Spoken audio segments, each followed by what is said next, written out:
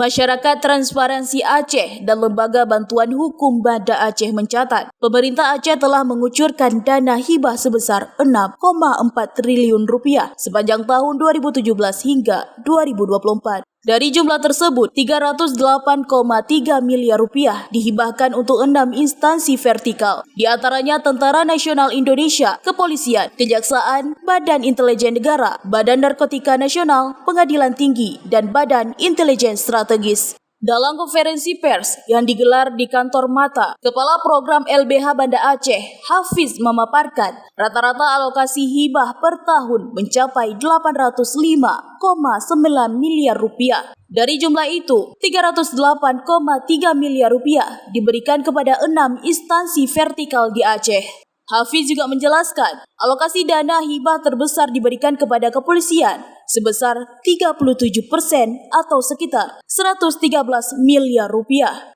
Disusul Kejaksaan dengan 27% atau 83,4 miliar rupiah. Dan TNI sebanyak 26% atau 79,2 miliar rupiah. Dana tersebut digunakan untuk berbagai kebutuhan, termasuk pembangunan infrastruktur dan fasilitas instansi vertikal. Menurut Hafid, sebagian besar dana hibah sejumlah 53% atau 162,3 miliar rupiah digunakan untuk pembangunan dan rehabilitasi kantor. Selain itu, 59,3 miliar rupiah atau 19% dialokasikan untuk fasilitas rumah dinas, sementara 46,1 miliar rupiah atau 15% diperuntukkan untuk fasilitas olahraga. Sisanya digunakan untuk belanja kendaraan dinas dan keperluan lain, seperti pembangunan pagar, kanopi, area parkir, taman, hingga jalan komplek perkantoran. Hafid menilai, dana hibah ini bertujuan untuk mendukung operasional dan pengembangan infrastruktur instansi vertikal di Aceh. Hibah untuk instansi vertikal ini, dugaan kita memang berpotensi menyalahi aturan. Nah, ada dua aturan yang sudah dengan jelas menyebutkan. Yang pertama terkait dengan Pergub nomor 115/2018 tentang tata cara pemberian hibah, di mana pemberian hibah itu seharusnya tidak berturut-turut setiap tahun. Nah, instansi-instansi vertikal yang tadi kita paparkan itu hampir tiap tahun mendapatkan alokasi belanja hibah. Walaupun diikat oleh ada ketentuan yang lain, tetapi di aturan tersebut juga diikat pemberian hibah itu baru dapat dilakukan setelah memenuhi urusan-urusan wajib pemerintah. Di